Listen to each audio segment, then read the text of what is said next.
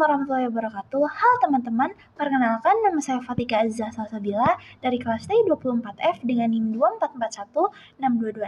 24416226201252. Saya membuat video ini untuk memenuhi nilai ujian tengah semester saya pada mata kuliah Pendidikan Agama Islam. Tugas dari video ini yaitu membuat video kreatif, video menarik tentang materi-materi yang sudah dibahas sebelumnya. Nah, kali ini Tika mau bahas tentang pengertian ijma dan kias nih, teman-teman dengerin ya. Nah, pengertian ijma sendiri, ijma secara bahasa berasal dari bahasa Arab, ajma'a, yang berarti kesepakatan atau bersepakat. Sedangkan menurut istilah, ijma diartikan sebagai kesepakatan para mujtahid umat Islam atas suatu hukum syar'i setelah wafatnya Rasulullah SAW. Nah, yang perlu teman-teman tahu sekarang tentang ijma yaitu jenis-jenis ijma. Jenis-jenis ijma itu ada 5 ya teman-teman. Yang pertama itu ijma syarih, yang kedua ijma sukuti, yang ketiga ijma qauli, yang keempat ijma fi'li, dan yang terakhir ijma sahabat. Nah, setelah ini kita akan membahas tentang dalil ijma. Dalil tentang ijma tertera pada Quran Surat An-Nisa ayat 115 yang berbunyi, dan barang siapa menentang Rasul sesudah jelas kebenaran baginya dan mengikuti jalan yang bukan jalan orang-orang mukmin, kami biarkan ia dalam kesesatan yang dipilihnya itu.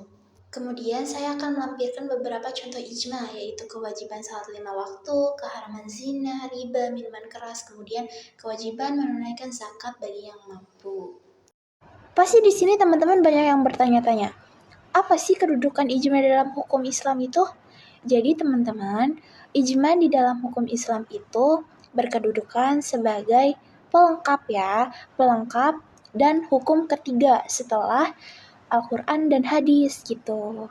Kita sudah membahas semua materi tentang ijma nih, sekarang kita akan membahas materi tentang kias. Secara bahasa, kias berasal dari bahasa Arab, kosa yakisu kiasan, yang berarti mengukur, menyampaikan, atau membandingkan. Dalam istilah, kias adalah menetapkan hukum terhadap suatu masalah yang tidak disebutkan dalam Al-Quran dan hadis, dengan cara membandingkan pada kasus lain yang hukumannya sudah diketahui karena memiliki sebab yang sama. Teman-teman, di materi ijma tadi kan kita sudah membahas tentang jenis-jenis ijma.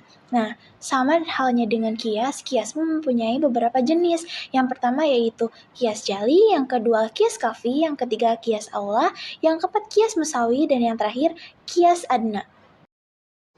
Untuk dalil tentang kias sendiri terdapat pada Quran Surat An-Nisa ayat 59 yang berbunyi, wahai orang-orang yang beriman, taatilah Allah dan taatilah Rasul-Nya, dan ulil amri di antara kamu. Nah, ayat ini menunjukkan perlunya merujuk kepada otoritas ilmiah dalam mengambil hukum termasuk dalam melakukan kias.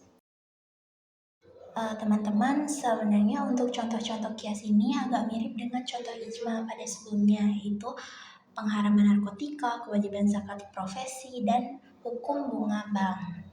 Kalau tadi kita sudah membahas ijma sebagai dasar hukum Islam yang ketiga, sekarang kita akan membahas kedudukan kias sebagai dasar hukum Islam yang keempat. Kias sebagai dasar hukum Islam yang keempat ada karena hidup manusia selalu berkembang.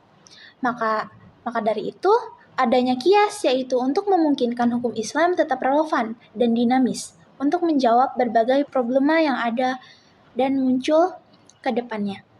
Pembahasan kita sudah selesai nih teman-teman. Gimana? Cukup menarik bukan? Jadi kesimpulannya, ijma dan kias merupakan dua metode penting dalam hukum Islam setelah Al-Quran dan hadis. Dua metode ini berfungsi untuk membantu instrumen ijtihad dan membantu para ulama dalam menetapkan hukum atas persoalan-persoalan baru yang tidak disebutkan secara eksplisit dan syar'i. Jadi, gitu ya teman-teman. Mungkin dari saya dicukupkan. Jika ada kata-kata yang kurang berkenan, saya minta maaf. Wassalamualaikum warahmatullahi wabarakatuh.